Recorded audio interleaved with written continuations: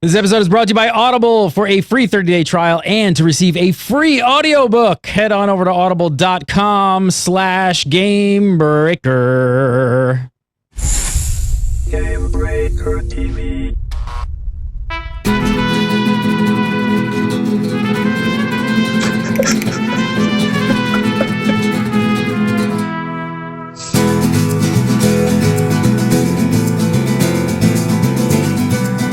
What's up, everybody, and welcome to episode 1 of Unicorn Duck Shadow Puppets, the WildStar show right here on Gamebreaker.tv for May 29, 2013. I'm Gary Gannon. Of course, this is Gamebreaker. So today, we're going to go over the path system with all the new info.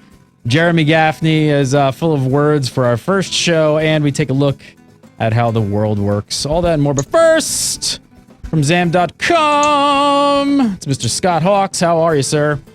I'm doing exceptionally well. How are you? Fantastic. You even have it printed out. Look at you with the backdrop. I'm not messing around. You seriously It's Unicorn not? Duck Shadow Puppet, and that's the end of it. It is. It's Unicorn Duck Shadow Puppet and the end of it. Mm-hmm. Joining us as well, we haven't seen him since Buildcast. Farhan Siddiqui, how are you, sir? I'm doing well. Good to have you back on the WildStar show. You're very excited. Both of you guys are really excited about this game. Yes. Very, very, very much so. Very much so, yeah. Apparently a lot of people are. So episode 1, here we are. We're not trolling. That is the name. A lot of people thought we were trolling. Nope.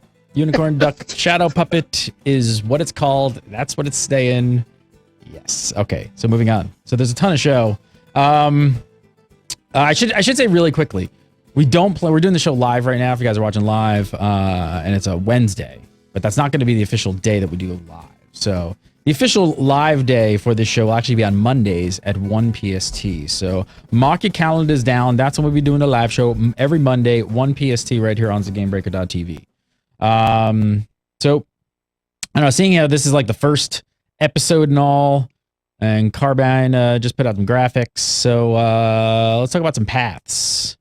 Paths are it's a fairly unique concept, I guess. It's fairly unique to WildStar. I mean, Scott, how would you describe paths? What I've described paths as, it's different ways that people already play games, especially MMOs. Basically, if you look at the different paths, they're built around the different ways that people like to play MMOs. And what Carbine's doing in WildStar is saying, right, if you like that aspect of an MMO, why don't we give you more of that? And you can choose to have more of that when you play your game. So that's essentially what paths are. Paths are an opportunity for players to choose. Say, I like to go around and kill lots of things. That's the way I like to do MMOs. I like to kill big stuff. And I like to run around and do lots of that. People love to do that. People like to just go around grinding on mobs and killing deep, tough mobs. So if you like that, you take the relevant path, and you will then do more of that. If you like to go and find stuff, you take the Explorer path, and you will do more of that. Everybody will be able to do some of it, but if you take that path, you'll do extra. So it's basically content based around people's playstyles.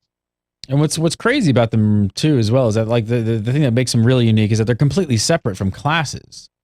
So it just really kind of dictates your combat style. While paths kind of, define your play experience, I guess, so to speak. Farhan, you're a big PvP guy. How do you feel about the path system?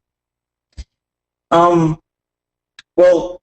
I mean, with regard to PvP, I have no idea how it's going to work out. But in terms of like leveling and just the experience of trying to give players the content that they really enjoy, I think that it makes so much sense. I don't understand why this didn't come up earlier. I think, well, I mean, I guess I do. It's because, when you make 20 to 30% of the content be something that roughly a quarter of your player base is going to be playing through, because you split it into 4 paths, then it's a lot more content to create. But I think that WildStar can actually get it to work because of the way that they're making their gameplay systems like really simple and layered, so that each individual bit of content is like bite-sized, but then it like interacts with each other in such a great way that it actually becomes an engaging experience. The other thing it sounds great for. It sounds like it's going to be awesome for altaholics out there. So I think they're going to actually love this whole system. So there's 4 paths in the game, and the soldier.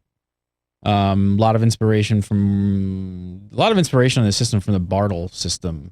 You guys are sure familiar with that. Some people out there might not be. It's kind of how they define MMO players sort of into different styles of play. And it's called the Bartle system. So obviously the soldier is the killer.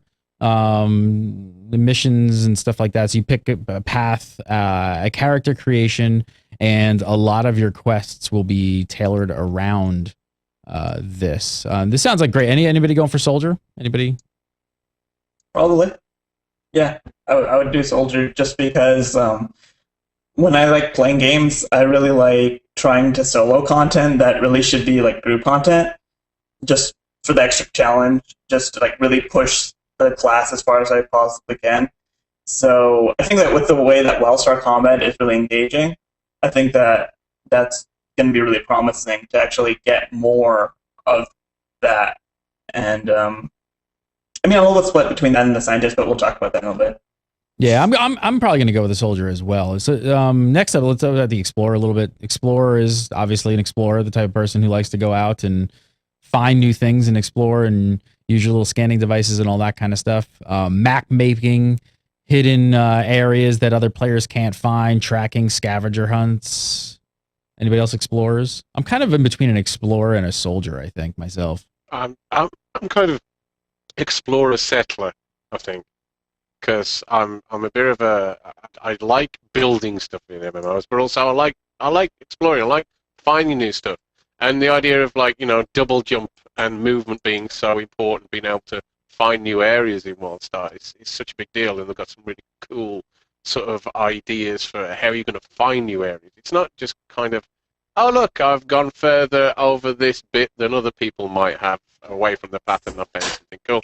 There's like proper built content waiting for you to find and like fun things to do with it if that's your just play style.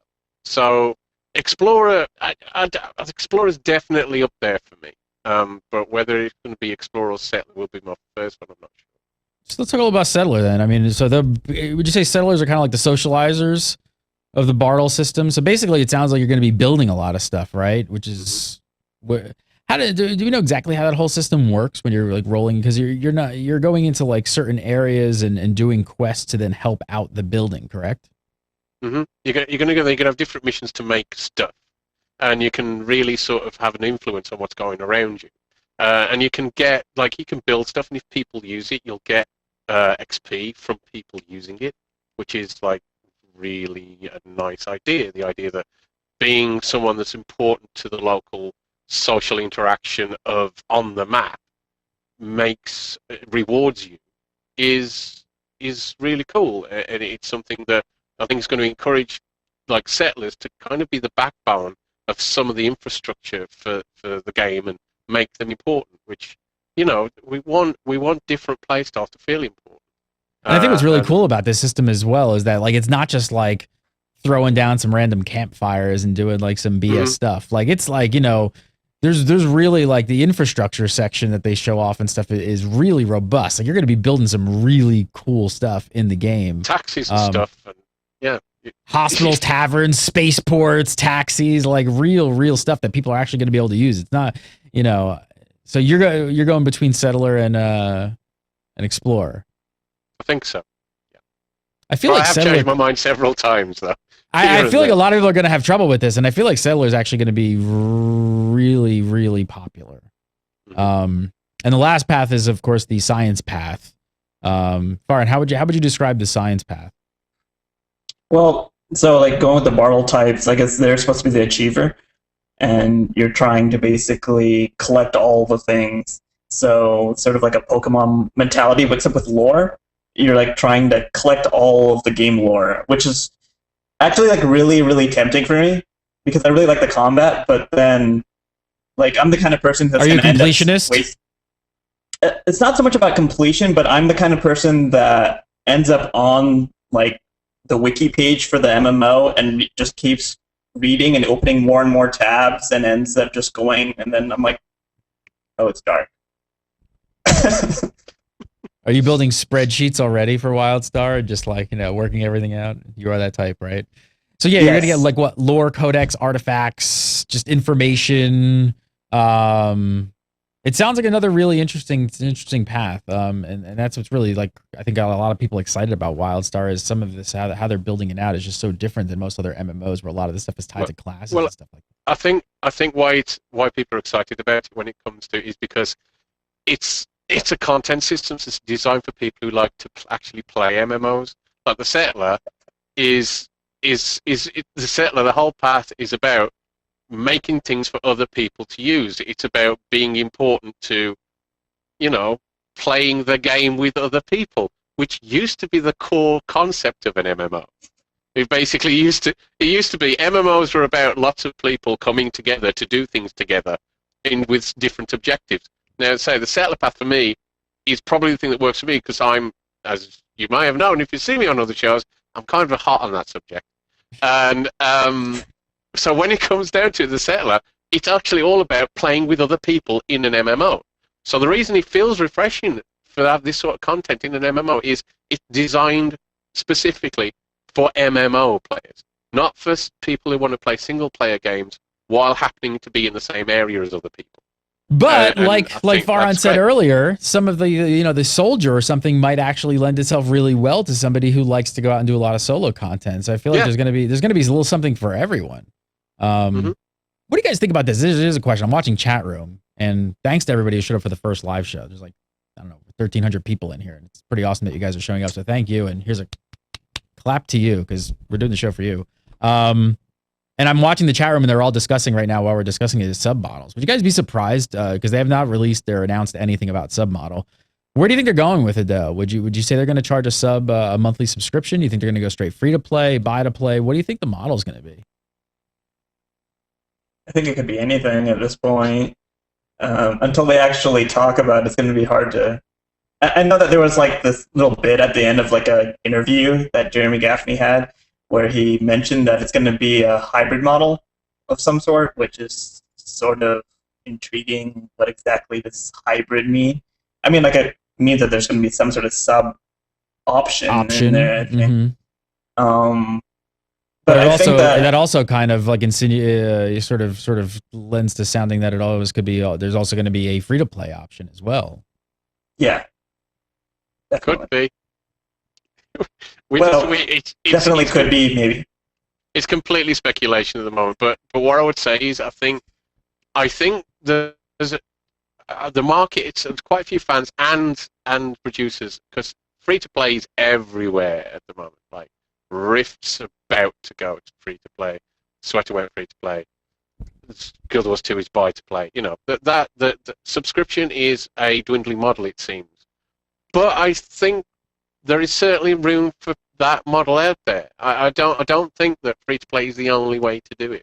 I think that having a sub or an alternative to it is certainly, and having them both at the same time. I think it's certainly doable. I don't think we should just dismiss it completely. I know that if the game's good and this game looks like it's gonna be, I'll pay a sub for it, because like as I've used this argument before, it costs me. If I go to the cinema and I buy the ticket and buy a drink and popcorn, sit there, and you spend more than you spent on a monthly sub. I spent $25, and that's more than a sub for a month to play a game that I'm going to spend hours in. So I don't see that as a problem. So if there is a sub option, that's not a problem, and we know what the pitfalls are. Producers know what the pitfalls are of free to play and of the different options, and you're not going to want to bring something there that just basically annoys the hell out of your fan base before you start. So there's lots of options out there, and a hybrid model could pretty much mean anything right now. Yeah, I can't wait to hear more on this. I can't wait to hear more on it. I think that Jeremy Gaffney actually put it really well, that they've done a lot of research on the different models, and what they've come up with is that players hate all payment models. So I think that going with a hybrid thing is actually really smart, because whenever you go out in the community and you talk to people, there's such a huge number of people who are like, I want to pay a sub fee, And then there's other people who are like, no way, I will not pay a sub fee anymore. So trying to actually get at it from both ends is a really smart idea. It's just executions, who knows? Well, speaking about Jeremy Gaffney, ZAM's Robert Gray spoke to WildStar's executive producer, Jeremy Gaffney. So definitely worth checking it out. Go to ZAM.com. Scott Hawks, editor-in-chief over at ZAM.com.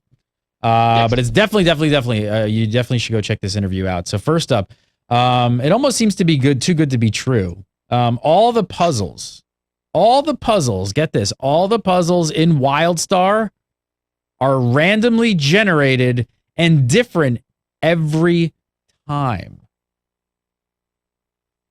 Really, Scott? Did you quadruple check this on Robert's? No, we just thought we'd throw it up there because Robert knows what he's doing. Leave him alone. Dear me. Well, look, let's put it this way: like if you have like Sudoku.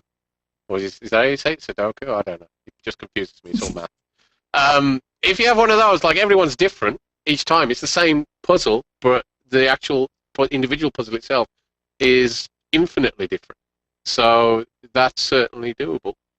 One would think within. Yeah, I mean, I guess the question here is, how different.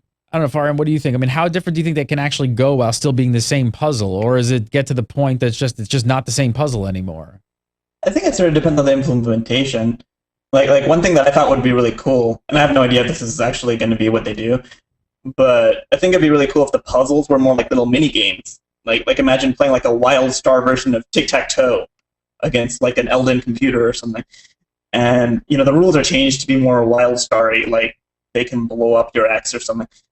But so basically the difference becomes that you have a strategy that maybe each puzzle has, because it has like rules to the game, but you can't really have a straight guide because it sort of depends on what the initial state of the puzzle is, or if there's AI at all, then how that works. And some of those rules could change from week to week because they've said that they want to change things like from week to week, like in dungeons at least. So they clearly want to do this. It's almost as if there was some sort of site, some sort of like a database of some sort with comments where people could add tips and elements that they've seen. Any thoughts on that, Scott? Wildhead. What? What? No idea what you're talking about. That would be crazy that, I don't know, a network of sites that produce things like Wowhead, LolKing, stuff like that would do something like that. I don't know what you're talking about. That seems crazy. Let's move along. It sounds like a completely terrible idea. Let's keep moving on. All right, so when asked about the scientist path, unlocking areas, and if non-scientists could follow them inside, it's a big question. Jeremy confirmed that it would differ on a case-by-case basis, but he did say this. He said, because we know that people play with people of other paths, we reward you for it. The goal is not to segregate everybody. It's actually to give you different stuff to do together and make you feel cool. What do you think? I mean, it sounds like a great. Are we all in agreement this is the right attitude Carbine should have on basically the entire path system? Yeah. Yes. I mean, it's tailored to give you an individual enjoyment in the way you like to play the game, but it also allows you to play the game in the way you like to with other players at the same time. I mean, if we're all on different paths, but we want to level up and group together, I mean, it'd be kind of crazy if they tried to make that actually hard to do. So it sounds like they're actually going to make it very easy to do it. Hopefully that whole entire play style is just cultivated across the board. I don't know. I can imagine leveling up in a group like that would offer some really kind of off the beaten path, varied questing experience, right? Like it's like you wouldn't possibly necessarily know exactly how, like what turns it's going to take with a system like this. Yeah, and it could really like turn like zone progression on its head. Like if you think about normal MMO questing where you like, go from one hub to another one, you pick up all the quests, or you do it however you want to. And I mean, like WildStar does have quests, right? I mean, they have like other things going on as well, but there's a clear like bang over the head, and you go and you get the quest. So that's still there. But I mean, like imagine like you pick up some quests and then you're like going out, and somebody in your party's an explorer, and they open up like a little cave, which we've seen like has like a tunnel that goes through the zone. You end up on the other side of the zone.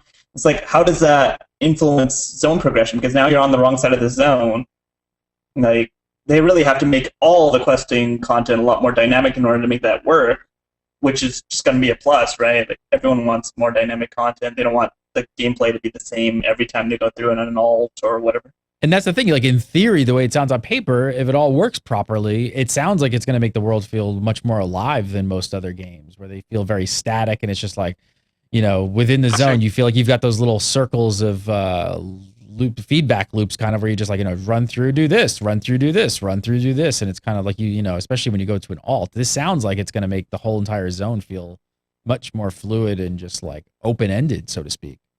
I think across the game that seems to be the approach. See, if you go from your just entering the world and how you interact with other players and how your paths make a difference to the world as you experience it, to raiding, to puzzles, to everything. Everything seems to be able to change up on a sort of consistent basis. Everything seems to have a new aspect that you can look at very quickly and can happen, perhaps not always as you expect it. And so that brings life, it brings, and also makes you have to learn how to adapt to the environment around you and gets you to learn your class more deeply than you perhaps would otherwise. So, yes, please. And isn't that like, you know, we're MMO players, but I think most MMO players are RPG players at heart, you know, and they've played both. And that's where the RPG market went to, right? Like, remember when we didn't have like open world RPGs and now it's like, you know, they just create these open worlds and like do what you want to do. So it's only natural that the MMO space would finally get to that point. So when Robert asked about the settlers buildings actually decaying versus staying in the world, Jeremy had this to say. He said, our designers have the ability to vary that up depending on how they do it, but their standard answers tend to be that they make a first tier of stuff that even just a single settler in the area can build most of that stuff, and it decays kind of slowly. The second tier of stuff, it takes a couple of guys working together for it, and it decays more rapidly.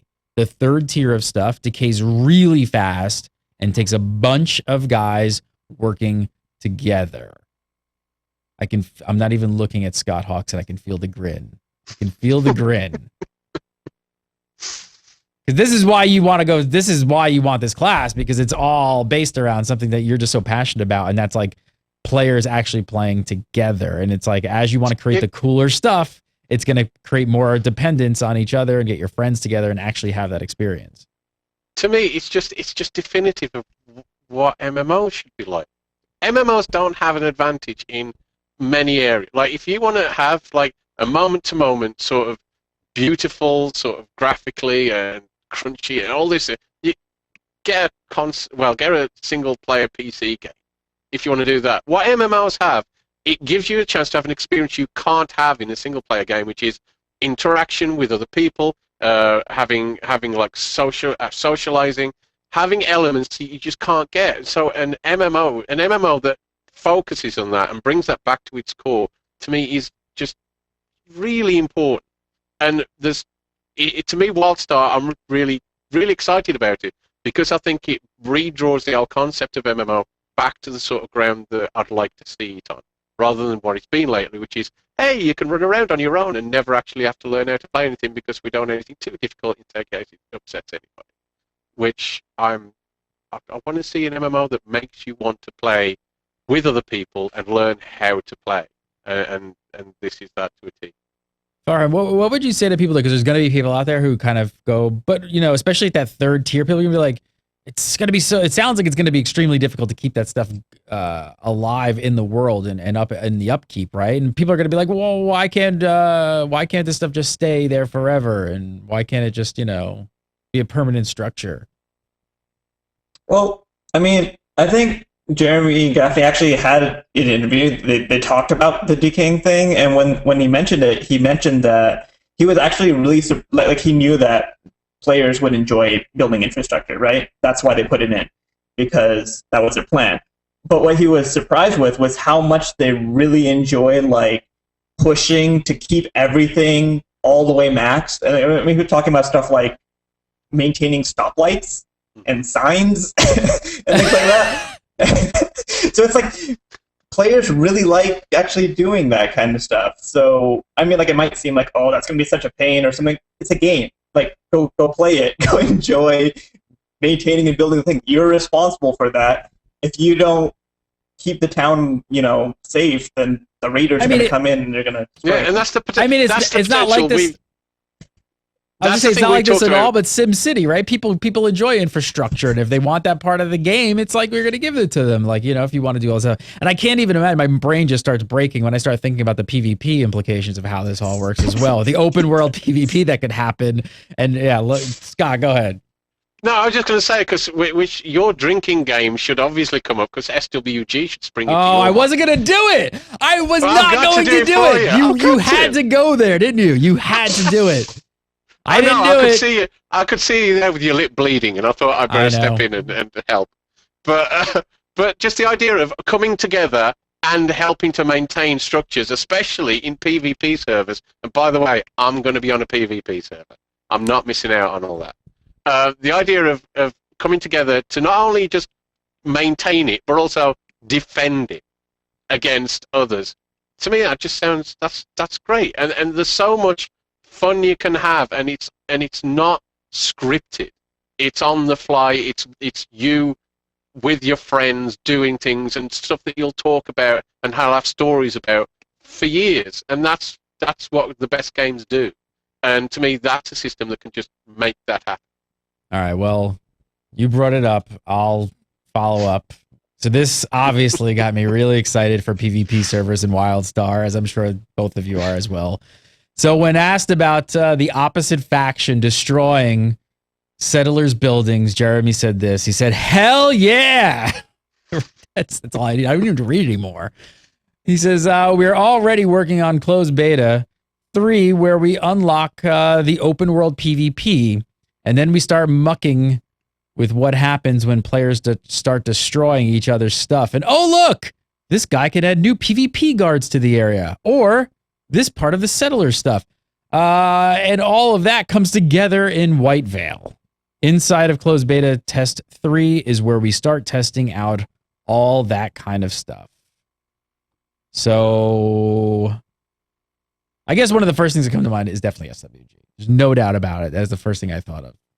I mean, you could also, I'm sure a lot of people out there who did not play SWG, I'm sure thinking about Old Torren Mill, versus South Shore. Open world PvP in World of Warcraft, right? Imagine that in WildStar with player-made structures and turrets and PvP guards defending a location that you have to then keep and upkeep. Who doesn't want that? Who doesn't want that? That crazy person over there who doesn't know what they're talking about. That's who doesn't want it. But what do you think? I mean, we haven't seen it yet. I mean, the setup sounds... There's got to be a lot of... it's very difficult to implement. I mean, and also keeping it dynamic and not really bored. But I mean, I don't know, but settlers could really push people in that direction. I mean, hopefully that's what the entire class is built around, or the path is built around. It sounds like you'll be able to have an effect on the world, the game, and the gameplay, and the experiences of the people around you in a way that is, which is quite, creative for you as a player in the game, and that's something we need more of. So yes, please.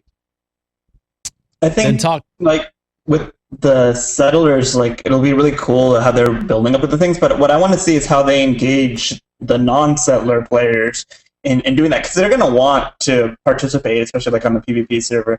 So like, are they involved with like helping the settlers gather resources, or what exactly is involved in that? So yeah, I definitely want to see more information about that. Yeah, there has to be tie in there, right? I mean, that's the whole point of it. They have to. There's definitely going to be interdependence or dependence on the other paths to kind of make that stuff happen. I think especially when it comes to the open world PvP stuff and destroying stuff. I mean, it sounds like their whole point is that they want everybody to work together. They talked a bit about the 40 versus 40 war plots. These are those giant fortresses of destruction versus giant floating fortresses of destruction. Jeremy had this to say. He said, I'm not sure if we'll open it up to be guild versus guild as well. We'll kind of see. Get some feedback on it and tune it. But the goal is that it's hardcore. You get the best of the best doing it. So it's not as much beating up noobs, and it's beating up other people who are good at it. We'll do it in tiers, so that as you rank up, you're fighting against guilds of your epicness. Just in case people want to take that out of context,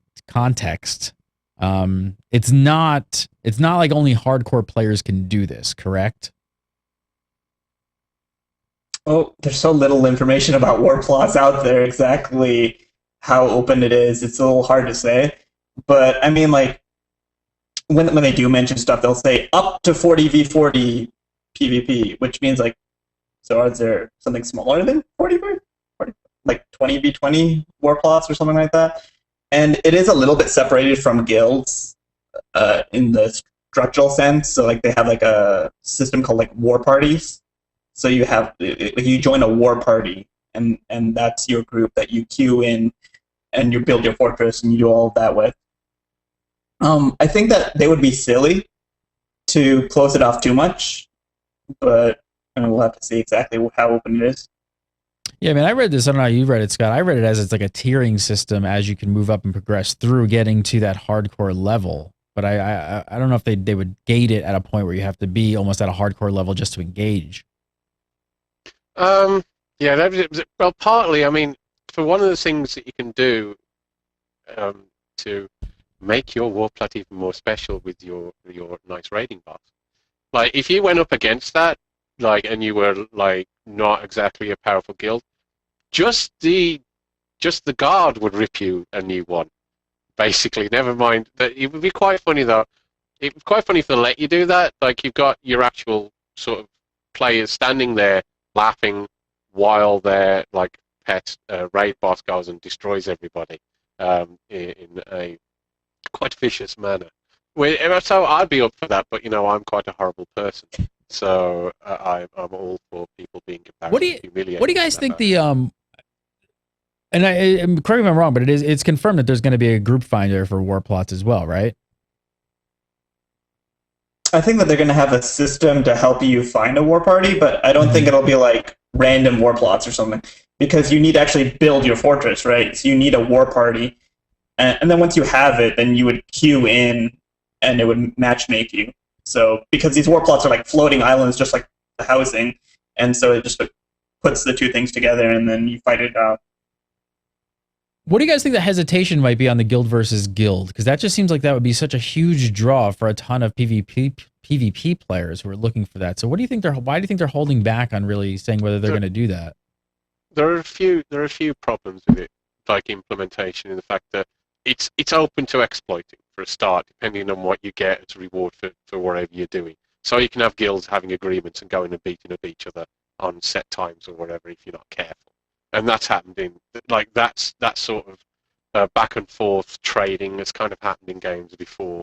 So you'd have to be careful to have a system where that wasn't something that could be done very easily. So that's one of the things. And also, I mean, just the concept of it within itself, the war plots within itself, that's the first step. I mean, perhaps guilds might be something that will come along after that's all set up, and then you can have your guild functionality put around that. But yeah, there are some careful. You'd have to really see perhaps how it's functioning fully, and then see a system that would make it work without some of the problems that you could really get when you're opening up to players to have that kind of specific, making your guild essentially a faction against another faction that can interact in ways that you can't control. So you have to be careful.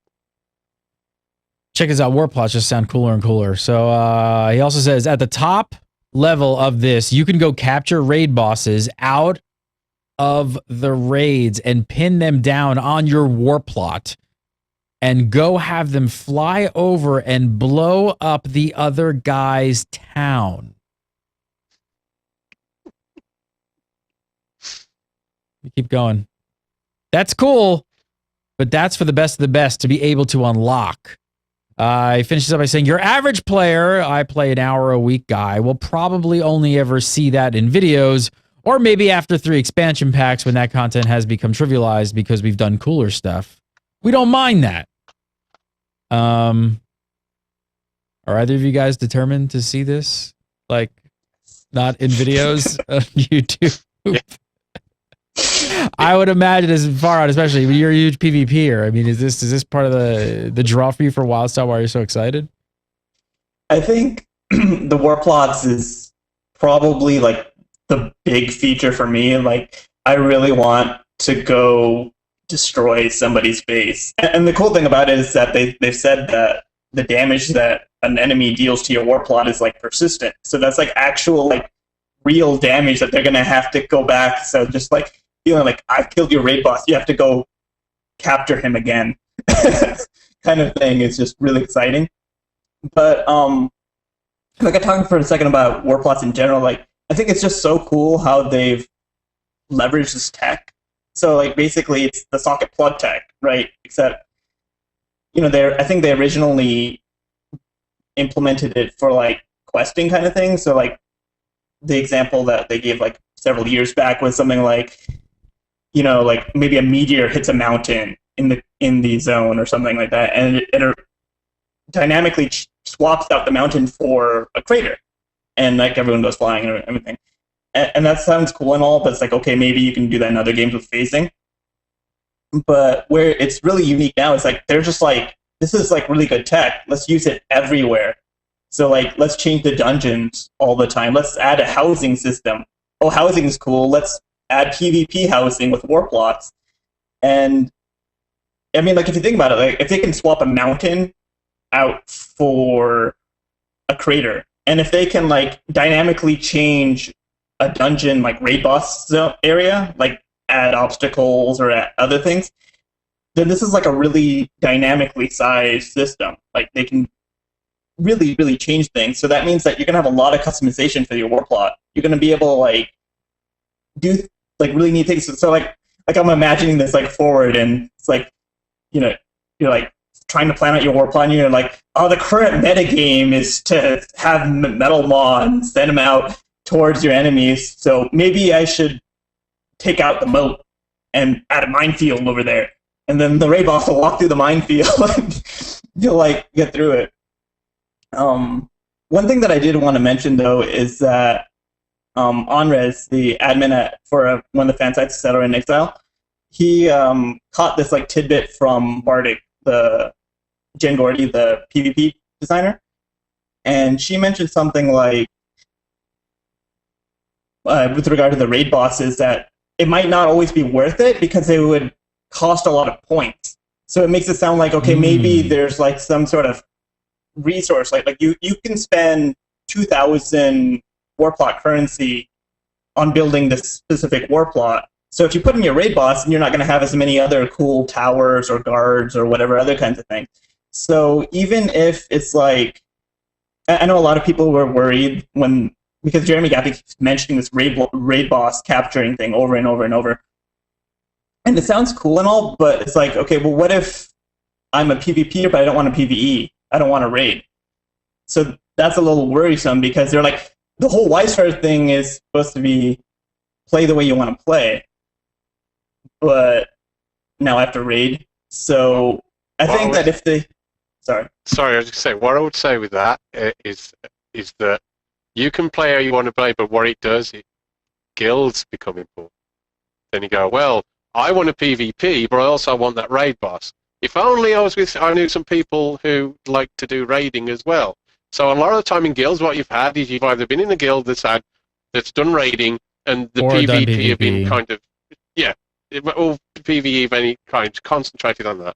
And then you've got the PvP people who are basically the red-headed stepkids sitting in the corner who kind of try to get together and like, oh, all right, we'll go and do our little thing here and there. Or it's a PvP guild, and they go PvP all the time, and somebody will say, can we go and do a dungeon or something? They'll go, no. So you can have guilds where you can have people who are really into PvP, but really want to do some raiding within their guild to get this stuff.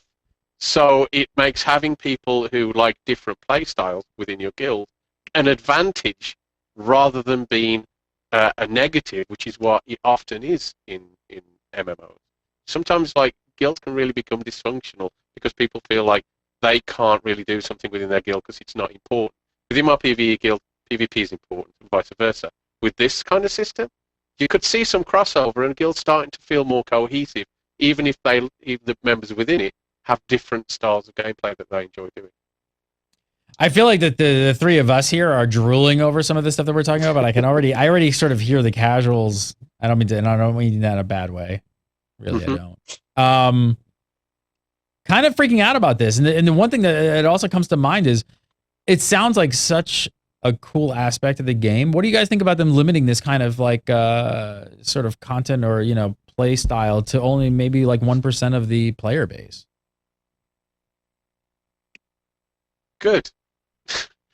And the reason I say this is not because I want to dismiss it. As long as there's something for other people to do, as long as there's something for casuals to do, that's fine. I don't think that everybody should be able to do everything in a game, no matter how they play or what they do. Like if you're crazy talk, Hawks. I know it's a crazy idea, I know. But if everybody's you're a hero, everybody's got to win, everybody's got to see everybody's everything. special, so no one's special. It's the syndrome from The Incredibles argument, and it's one that takes over a lot of MMOs at the moment, where basically everybody can get everything, and the amount of effort you have to put into it isn't that great, and so it means that no one feels that they're being left out, and everybody feels great. The only problem with that is that no one really cares very much, because you don't have to put a lot of effort into it to do anything, and there's nothing to aspire to beyond what you can already do. So to me, I've never mind being in a game where there's stuff that probably I will never see because I'm not able to do that. I'm fine with that, and I think it adds mystery and it adds a mystique to the game. That me being able to just wander into anything, oh, well, this looks nice. If it doesn't mean anything, who cares if you can see it? I mean, I just wanted to say that, like, when I was talking about the raid bossing in war plots and people getting worried about that, I wasn't really meaning in terms of, like, oh, I feel bad I can't have a raid boss, but more like just in terms of balance. Like, oh, you need to have the best raid boss in your thing. But it's like, okay, well, maybe that takes up so many points that it'll take away from other things. So they are, like, aware of that problem at least, or at least that idea that maybe they need to have some way to balance that out a little bit. With regard to like how elitist it is, I'm totally okay with it too. Like, I think people should have some content that that isn't really for them, because like what that means is that you can interact with each other a lot more. Like, when you're in a situation where you can do everything with everyone, then you almost don't need to interact with anyone outside of your little clique, right? Mm-hmm. Like, you can do everything in your little thing, so there's no real interaction with anyone else. And it really gives also that, like, I don't want to call them like second tier, but there's that group of players, which I am way in. Like, I'm not in that top tier, but when you're in that under that tier, you want to think you're in that top tier, but you're really not. That's like, 80% of the people who play games think they're really good. They're really not. I'm definitely in that category. But that kind of content always gives you something to look forward to, because it's there and you're like, man, I really want to see that. And when they just like open it up and you can see everything, that illusion, that mystery, the mystique of that other stuff that you can't get to goes away really easily in a lot of games. You're just like, I can get all this stuff. It's no big deal. What that kind of really open content does, it'll get a lot of players into your game and it'll get them to see your stuff, but it won't keep them there as much as that kind of content that might not be for everybody, but as long as there's content there that people like, not just like, but are passionate about, that people love, and that people are willing to dedicate their time into to succeed and aspire towards, that means you've got an audience that's going to stay with you. That you're going to have people who are going to be like, right, we want to be in that sort of tier of player, but we're not at the moment. How do we get there? Well, for a start, we need to learn how to play better. And to me, that's a good thing. So I'd rather have a game that some people hate and other people love than everybody just thinks is okay. Hey, it's kind of like the name. It's kind of like the name of this show. One thing that's coming up in the chat is that people are like saying that, well, what about the content for me? Like, I'm not part of that elitist group in either PvP or PvE, maybe like the solo. And Carbine isn't ignoring you, right? They are definite, like, they're aware. Like, they've put an exact number on it, or not exact, but, you know, like around 60-something% of players are soloers. So they're aware that, you know, a lot of people really want really good solo content. And part of the problems with putting in really good, challenging solo content is that it's like it gets trivialized by raiders unless, you know, it requires like a lot of gear, and the solo gameplay gives you a lot of gear, but then do the raiders now have to do the solo gameplay as well? So that's actually something that one of their econ designers is like actively currently engaging the community, trying to come up with ideas for creating like gameplay item progression for soloers as well. So there is content going in there, and it has a lot of potential to actually be challenging. It's not going to be like trivial, because if soloers have gear progression, then why does it need to be easy for raiders? Because soloers are also going to have good gear at that point. It's the case, as I said, to me, I don't mind having that content that can be exclusive, as long as there's other content to do. And Carbine are doing that. And the thing that I liked about what the especially Farhan says about the soloers not being catered for in games, because what happens is you have MMOs that are built with a lot that you can do everything solo, but there's nothing for them to really do other than things like dailies and things like that. What they're doing is giving everybody something to do, but it's okay if some of that isn't accessible by everyone. As long as you have something to do and you're happy with what you're doing, why should it bother you that you can't raid that boss? I don't think that's a problem. I don't think it's a problem either. We've got a ton more show. I got to take a break for our sponsors, Audible. Audible.com. Love the Audible. If you guys have not checked it out, go over to audible.com/Gamebreaker right now and sign up for a free 30-day trial, and you're going to receive a free audiobook just by going to that URL. I have a feeling Scott has either read or listened to what I haven't got through the second book yet. I'm still. Oh no! I'm not on that one. I've got a new one. I'm on my phone here. You probably won't be able to tell me this, but almost look like they're leaning. They can even brandish a big leaning against the car too, like this particular individual, but they can't lean. Besides, with the complete glinting majesty of their personal portable equipment suite hanging on their personal modular equipment harness, they would scratch the finish of the unit. Jack this barrier to commerce, man. I got delivered. One of the greatest sci-fi books of all time, Snow Crash. If you guys have not checked out Snow Crash, seriously, go over to audible.com/Gamebreaker, sign up for an account, and download this bad boy. This is such an awesome book. Are you guys both familiar? I'm aware of it. It's one of my I have to read it, and I haven't yet. Oh yes, great book. Great I book. You will love it. What's that, Farhan? It's one of my favorite books, actually. I have like this whole like the Snow Crash and all this other kinds of steampunk and cyberpunk. Sorry, cyberpunk. I love cyberpunk books. When I was in high school, I just like kept reading them. Yeah, it's an awesome book. Go check it out. All you got to do is go to audible.com/Gamebreaker. You can sign up, make a new account, and you're going to get a free 30-day trial. Download the app, put it on your iPhone or your Android device, whatever you got, your iPad, and you can download Snow Crash. I highly recommend it. Check it out today. So we've got a ton more here to go over. So let's see. I'm sort of feeling Jeremy Gaffney's like the Colin Bro Hansen from the Guild Wars crew over here. So he also spoke to Massively. Definitely worth checking out Massively's content as well. Everyone just getting super hyped for this game. They're making their rounds. I love that they're talking about a lot of the stuff that gets this group excited as well. Because, like, you know, people watching this show and the people who are in the know at this point in WildStar, like paying attention to every little detail, like they want to hear the nitty gritty stuff. So he talked a bit about stats and progression.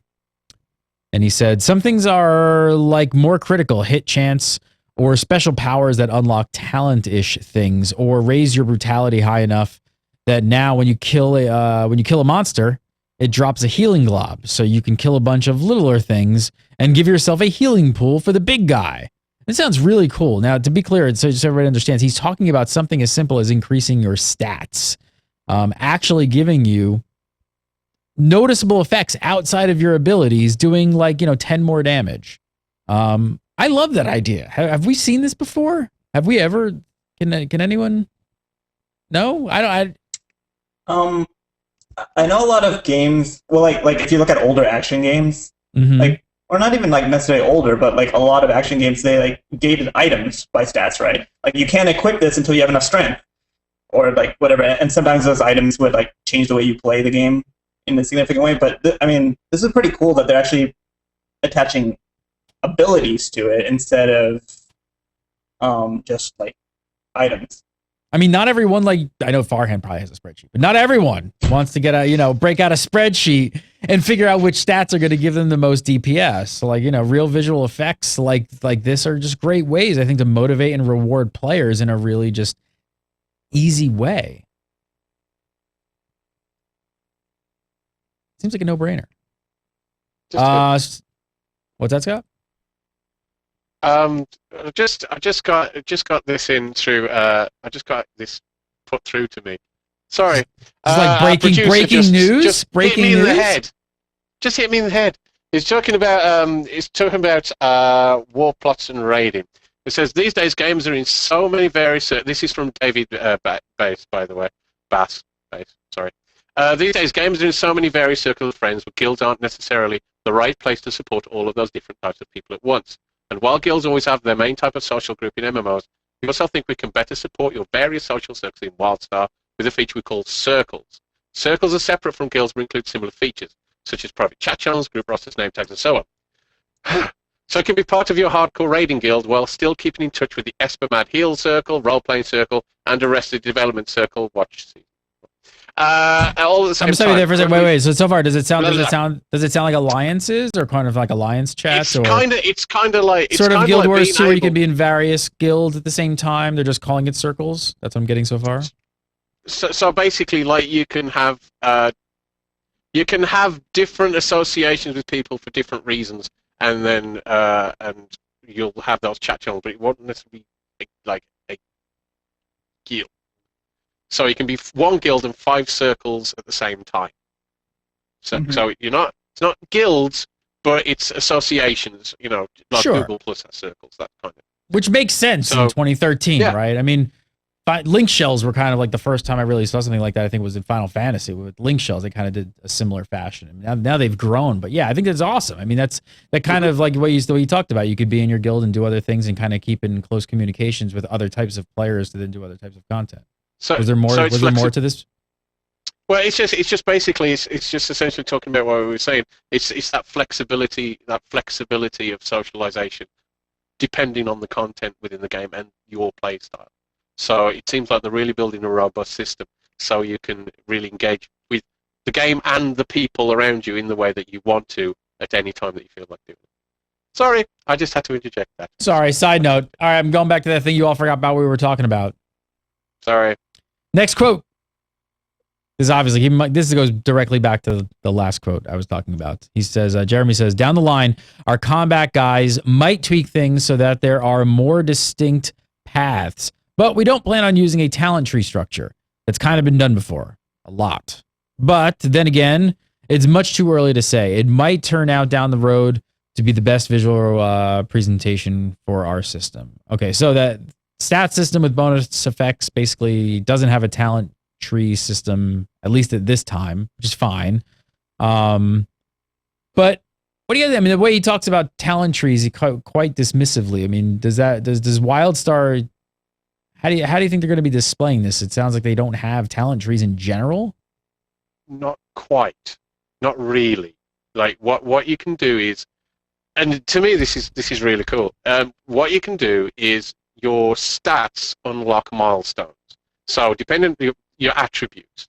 So depending on how well your attributes are, you get specific abilities based off how high your attributes. So if you're a warrior and you want to be a DPS warrior, so therefore you'd focus on your brutality stat, let's say, which is strength.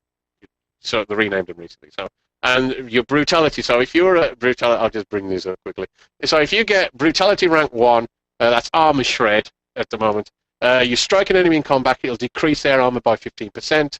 And then rank 2 is when you're struck, you can build kinetic energy. So that's if you've got your brutality high. Now, if you get your grit high, which is like stamina, that's your defensive bonuses you will get. Like you'll create shields and you'll be able to absorb damage better. So if you want to be a warrior who's DPS, but you need to switch to be tanky, you just switch your gear. And your gear ups your attributes and unlocks those milestones and allows you to take on different roles basically within your class. So yeah, so it's not really a trait sort of system, but it's kind of sort of folded within your class and with the way your attributes work. Farhan, how do you feel about sort of the talent tree system or trait system personally? I've always loved talent tree systems because I really like the activity of like just sitting at the calculator and trying to figure out all the synergies. I mean, that was one thing that I really liked about Guild Wars 2. I thought that the trait system had so much potential for customization. I mean, like, it ended up being a little bit less because of like there were so many traits that were a little bit lackluster. So it wasn't quite as much, but it was still a lot of customization in there. And I probably spent more time on talent calculators before Tor and Guild Wars 2 than anything else. Like I just sit there, like, okay, when I build this thing, I'm going to do this and this and this and this. But I actually really like what WildStar is doing with the milestones. Shock. But I think the thing that I like about it is that it makes the itemization system so much deeper. Like it builds up that other system so much higher. Because like normally when you're gearing, you're like, okay, I know I want to get these stats, and I just want to get those stats. And somebody, maths out that okay, this is worth 0.8 of that stat. Like heat is 0.4, so you don't want that as much because crit is 0.6. And that's like not really all that exciting in the long run.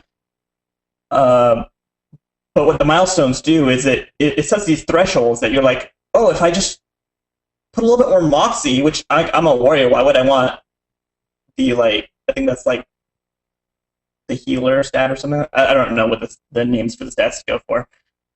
But normally, like, you said, no, why would I ever take that? That's a mistake. But now all of a sudden it's like, oh, if I get that, then suddenly I have this cool new ability. And just like you were saying, like it's really comprehensible for the average player. They can just know that, okay, I just need to get this much more of this stat, and then all of a sudden I can do this cool thing. I think one thing that would be really cool, I mean, like I'm sitting here not being able to play with it, so I don't know. Maybe it's already so deep that you don't want to complicate it much more.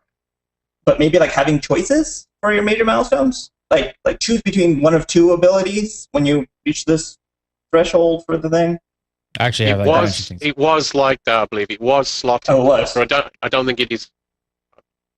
Don't care. This is a fluid situation in beta. I think the last thing I saw that it wasn't slotted there. But so it's down to just how far you get those attributes up, depending on what you're going to do, unlock certain milestones. I believe. So yeah, but what it also does, it means that it makes gear matter. Like if you get a piece of gear, that matters, and also you have to make a decision on that gear. Even though it might, as Farhan's saying, even though you might not automatically associate that stat with your class, there might be a milestone that you think is important. So you get a piece of gear, and a lot of times you just vendor it. Imagine let's say World of Warcraft, you're a warrior, and you get something with intellect on, you go vendor. In WildStar, you might actually have to pause and think, might I actually need this at some point? Might this be a good idea to switch into, because that might unlock a milestone that might be cool. Like multiple gear sets, like going to get offsets is going to be important. because the gear is going to make quite a fundamental difference with how you play your class. So the gear itself is going to add variety on top of all the other variety that there's going to be. All right, I want to talk about achievements. This sounds really, really interesting and cool. Check this out. Jeremy said, you'll see skills and perks that unlock via achievements, some of which are easy and some are very difficult. If you're a Granok, then you'll have more strength, which will make the strength-based unlocks easier to attain. If you're on the soldier path, combat unlocks become easier. You won't cripple yourself by making the wrong decision, but certain achievements will be easier depending on those choices. It sounds really interesting. I mean, talking about making yourself a special little snowflake in the MMO world, I mean, tie skills to perks and achievements. I think people are going to absolutely love this. Definitely. It makes a lot of time in games you go like achievements. That's nice, but doesn't really matter. Really, it doesn't influence your moment to moment gameplay. But having that it will do that, it's great. And it's again, we talked about there's a lot of sort of flexibility, a lot of different ways you can sort of modify how you play a game depending on how you play and the gear you get and everything else. So the more choice you're going to get, just sounds great. That's the way you want to. You want a character that's recognizable to you and has choices within it. And what's to me important in that bit is that you can't destroy yourself by making the wrong choice, but it does matter. It does matter. And so making choices that are important and that you can get kind of wrong, to me is a good thing, because if you can never get a choice wrong, it's not really a choice, is it? So, yeah, I mean, just the mention of perks alone means no matter what, there are going to be traits outside of your skills that are going to be able to affect your character. I don't know. Do you think this sounds? I really think this is like a great way of making achievements actually like something that players care about. Yeah, definitely. Do you guys know? Do we know that they mean like achievements in the sense like a little pop up, like, oh, you did this cool thing, and then that affects your abilities? That's not us. Again, there's the thing: is the joys of starting our show. The show as it is at this point, we're still learning lots of things. So not definitely, but what I would say is the main thing I take from that is the idea that your choices matter within the game, and the choices are going to benefit you, and maybe mean that if you don't make the exact right one, it's not going to benefit you quite as much as if you had. And I want that in a game. I want choices to matter. I want you to have to think about it. All right, I want to talk about some endgame gear, but really quick, I want to tell you guys about a great deal we got going on with Squarespace. If you guys checked out Squarespace, you guys probably should get your, you probably want to build a WildStar website. Yes. Maybe for your guild, maybe for your peeps, maybe you just want to post up your videos. You guys got to check out Squarespace. It is phenomenal. We're building 2 brand new Gamebreaker websites all on Squarespace. They've just updated the engine recently, and it is just insane how good it is. Basically, it's you can create a website by either you could know very little about creating a website, or you can know a ton. They give you all the options to get into the back end and kind of do all the crazy cool stuff if you know HTML code and all that good stuff. But if you don't know anything, like me, you can create phenomenal looking websites in the matter of just hours. It's super easy. The back end is all like, drag and drop. What you see is what you get. Upload your images, all that stuff. There's award-winning templates on here that just look great. We're building out our Gamebreaker Nation site with this, as well as another website as well, which will be the Gamebreaker Media Group website. And also another thing that's great, if you guys have a business out there and you're looking to sell stuff, I don't know if you guys have ever tried deploying a whole shopping cart system onto a website. Not easy. They have it all covered for you. Just go to Squarespace. It's all covered. You can just load up and get the shopping cart stuff going today. It's super, super easy to build the pages out. It's just, I can't even describe how awesome the new system is. What's that, Scott? One of our ZAM guys, Toverish Gaming, actually, he's been playing with it ourselves. I think you may have pushed him in that direction. And he says that he's staggered by the sort of back end for social media, how easy it is to, how it takes care of that sort of social media integration. Oh yeah, it wherever plugs the into job like is. it plugs into all the social media networks, and you can if you're like post up YouTube videos and all that kind of stuff on different social networks, you can publish that stuff like instantly. It's all tied into all that stuff. So guilds out there who want to create a website, I'm telling you, go look at Squarespace. Go check it out. Just like guild sites, WildStar site, personal blog, whatever you need. We've got a promo code going on right now with 10% off. That offer is good for first-time purchases on new accounts. So when you're going into checkout, just use offer code Gamebreaker5. Gamebreaker, the number 5. I'm going to get you 10% off on Squarespace. Check it out. All right, next up, got more quotes. Jeremy's got a lot of words to say. He says, we think it's funny that you end up seeing lots of people standing around town with the same gear on in the end game. The greatest differentiation should be at the high level.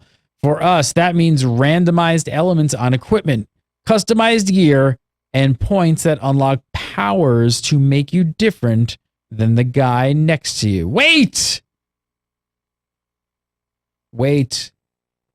Common sense, What? Mr. Gaffney. What? Common sense from an MMO developer. Is he crazy? What is wrong with these people? Where did they come from? Mind blown. Bits everywhere. Randomized elements on equipment. What do you guys think that means? Do you think it just means visual? Do you think it means battle damage, burns, cracks? What do you think you actually could mean by that? All of that and more, please. Like the idea, if you like, how many times you've been to a raid and like you go to a raid and a piece of loot drops and it's the same piece of loot that the guy got last week, and you stand next to each other and you're now the same. So lame. It is lame. So if you can have just randomized elements within just that piece, just to slightly skew it a little, that's great. And why it's one of those. Why isn't anyone else doing this? I Makes think sense. because most other developers are really worried about everyone being on the exact same playing field. And I think some of this stuff kind of lends itself to being a little bit more open. And I personally like some of that stuff. And I like differentiation. And I am a snowflake.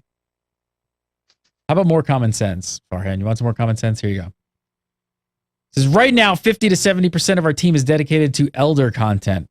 We need a lot of it. And it has to be replayable. A huge chunk of the coolest stuff is happening in the Elder content because that's when it has to pay off. Now, I know everyone watching this show right now is just cheering. I don't even have to look at the chat room. Hang on, let me look at the chat room. Yeah, people are freaking out. So they are all happy. Obviously, this group of all of the people watching this show are insanely happy. How happy are you guys to hear that 50 to 70% of the entire staff are dedicated to making endgame content? I'm very happy to hear about it. Like, basically what that means is that it's two things, really, right? It's one, that means that they're taking it really seriously. Like, this is something that they know that if they don't get Elder game content right, then they're going to suffer. Like so many MMOs have been coming out, and they're like, okay, we'll deal with Endgame when we get there. No one's going to get to max level that fast. We'll put in one raid. They'll do it, and then 9 days later, there's like so many people at Endgame going like, "What do I do?" And it's glad to hear. That's what I was gonna say. I mean, how many? The majority of the MMOs that have come out in the last decade have all had problems at the Endgame. Like that has been one of the reasons that so many of them have failed. And I think a lot of the MMO companies look at that as, like you said, they're like, "Oh, we got to get the game, we got to ship. We've got X number of days that we can get that stuff out the door." And the majority of players won't get there. So we don't really have to cater to that crowd just yet.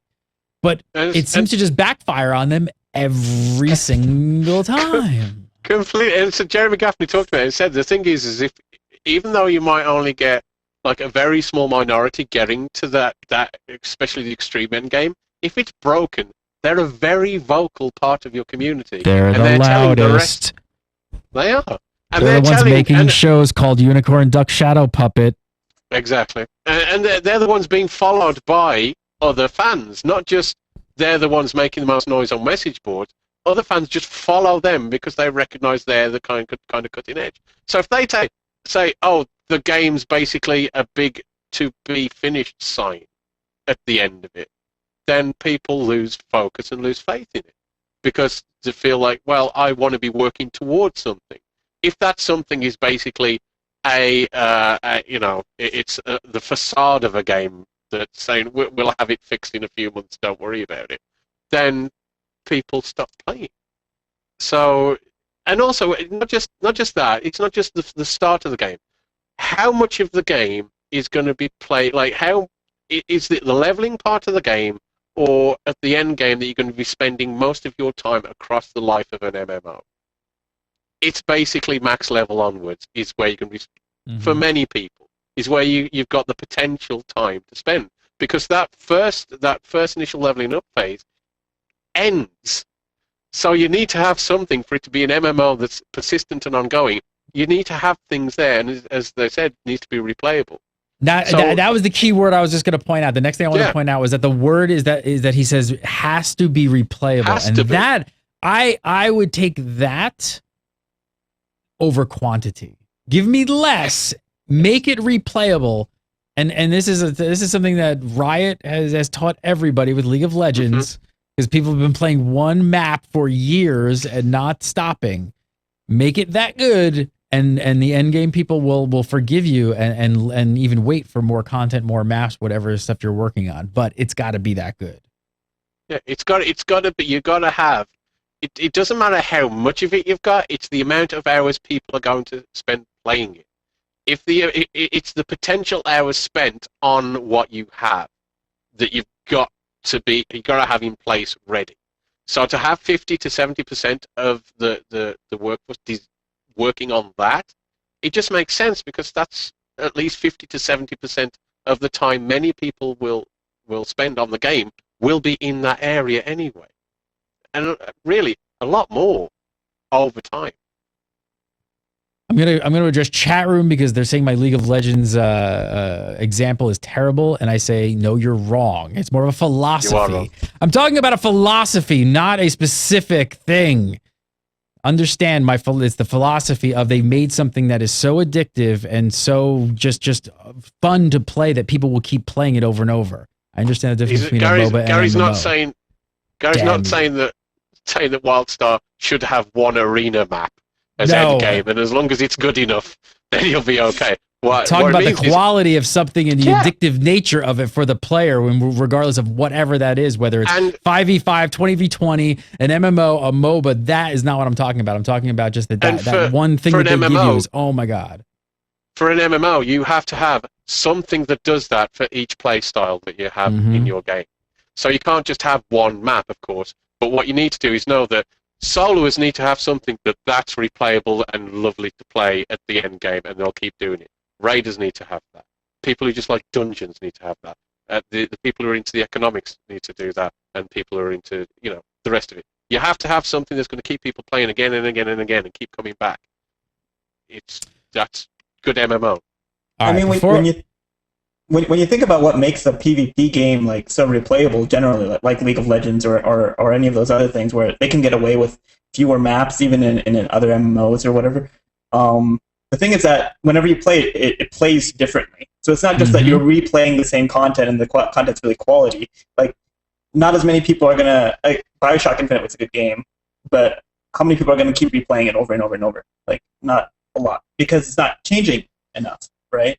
And so that's what they're trying to do with their dungeon content, with their raid content, hopefully with their solo content, where they actually have things playing out differently each time that you're trying it. So, they're not gonna just try to make you say, okay, just keep doing the same dungeon over and over. We want it to be replayable. Like, they're gonna make the play experience be different each time you do it. Yeah. It's key. Now, before we all jump on this fanboy train, which I feel like we've already jumped on for episode 1. Seriously, I mean, it's easy enough to say all this stuff, and we are just reading words, but the only way to tell if any of this stuff is actually going to be pulled off by the team is actually when the game launches and we actually get to play it and actually get to see it in action. So, at this point, these are just words. We're talking systems here. Yes. What we're doing, we're talking about systems as fans of MMOs, and what we've seen so far is incredibly encouraging. And so far, I'm a fan of the systems. All right, so next up. Jeremy said, we wanted to make rating something that more people can compete in. We love world firsts, but that is something that only 1% of the 1% can compete in. We decided a good fix was to make lots of the elements inside the raid dynamic. Make them random. He then says, like 1 week, there is a health increasing spot that pops up here for extra AoE damage spread in different patterns. We don't want rating to be something that you go look up on Wowhead.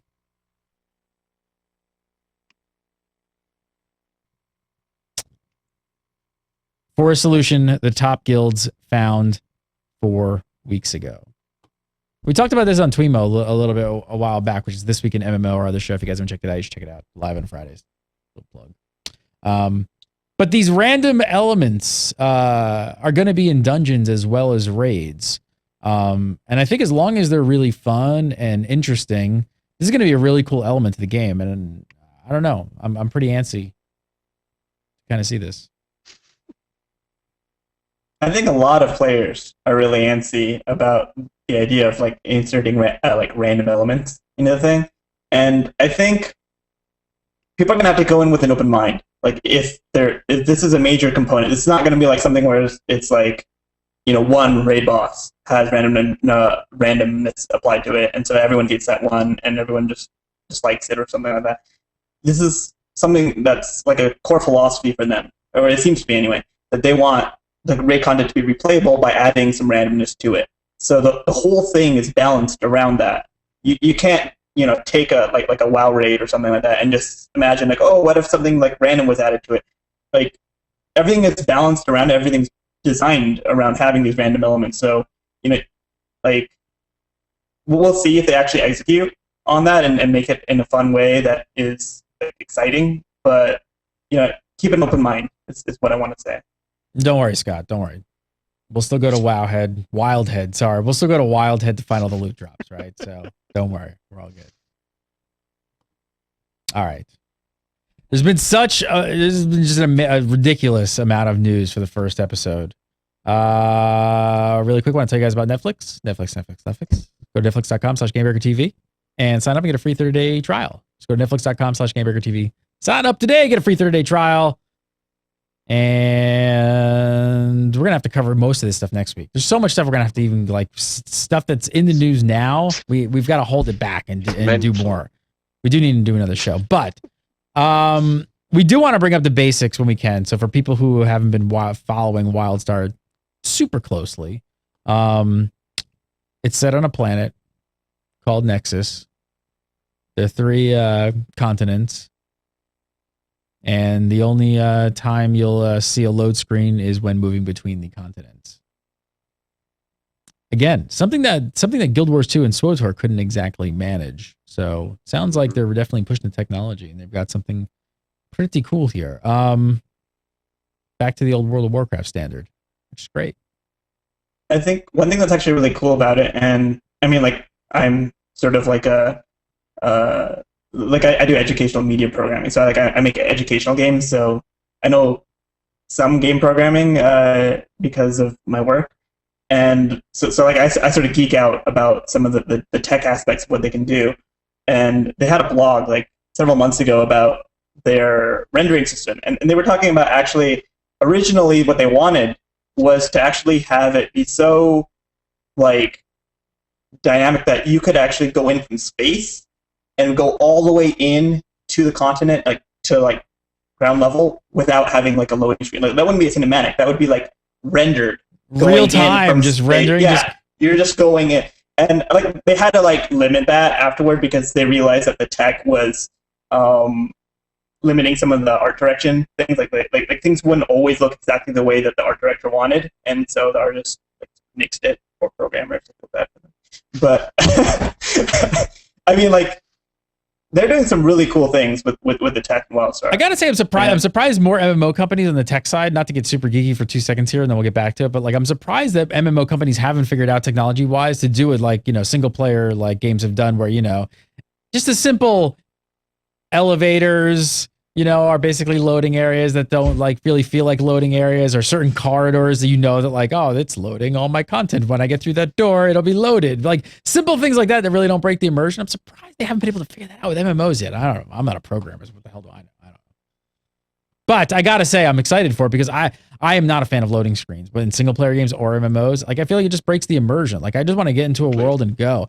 Even in single player games, I'm not even a fan of like mission based games sometimes. Like honestly, like even games like Dishonored, personally, like awesome game, loved it. But I wish like I didn't have to like kind of go back and have that screen. Like I just like going and going, like just keep going, and I never know what's around that next turn. So it sounds like that's what's going to feel like throughout the entire leveling experience. I don't know. You'll always. I'm happy for options world PvP. Like people can't run away through a zone barrier. Like just keep chasing. Oh yeah, just keep chasing. So what they're also saying here about the zones and stuff, the starting area is instance, and once you're done with it, you're not going to go back to it. So possibly meaning that it's going to be, I would think, possibly story heavy, maybe to set the game up. Is that what you guys are thinking? And then I guess the very basics within an area where you're not in too much danger. so throughout the leveling experience, you're always gonna have options in what zone you want to go to.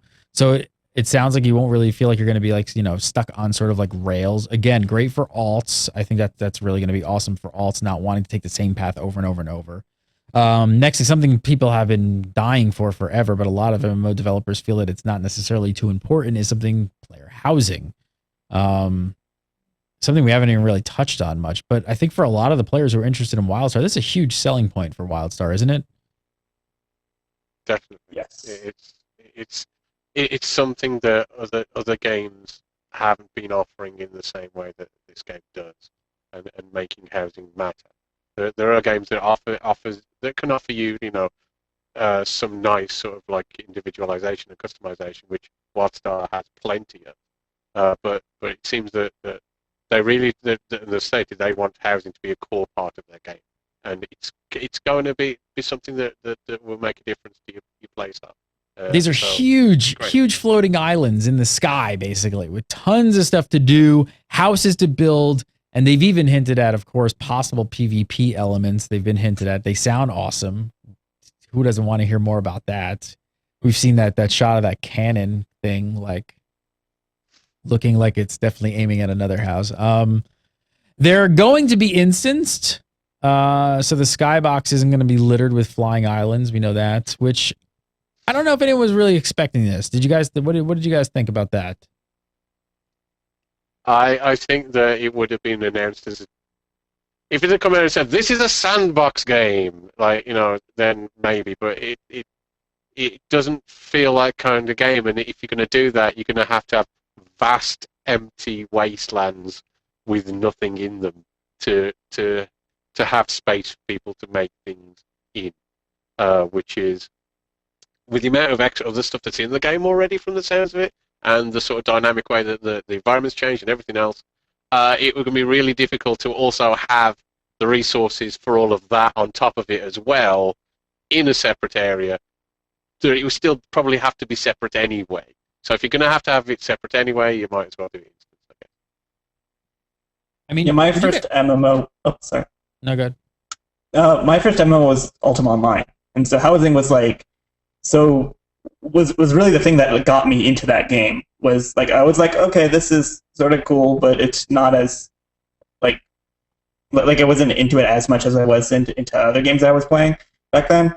But like then I was like, like I got into like a little guild, and then we got a house, and it's like, oh, this is really cool. And then we're like, I specifically remember stories about, and this sort of goes in with like the limited space thing. It's like it was so hard to find space to put your house because like you just like go through. It's like there aren't forests. There is a neighborhood over there with some trees interspersed in between, and like there'd be stories of like trying to wait for somebody to upgrade their house, like just demolish a house and just quickly just plop a house onto that spot before they can put down their blueprint.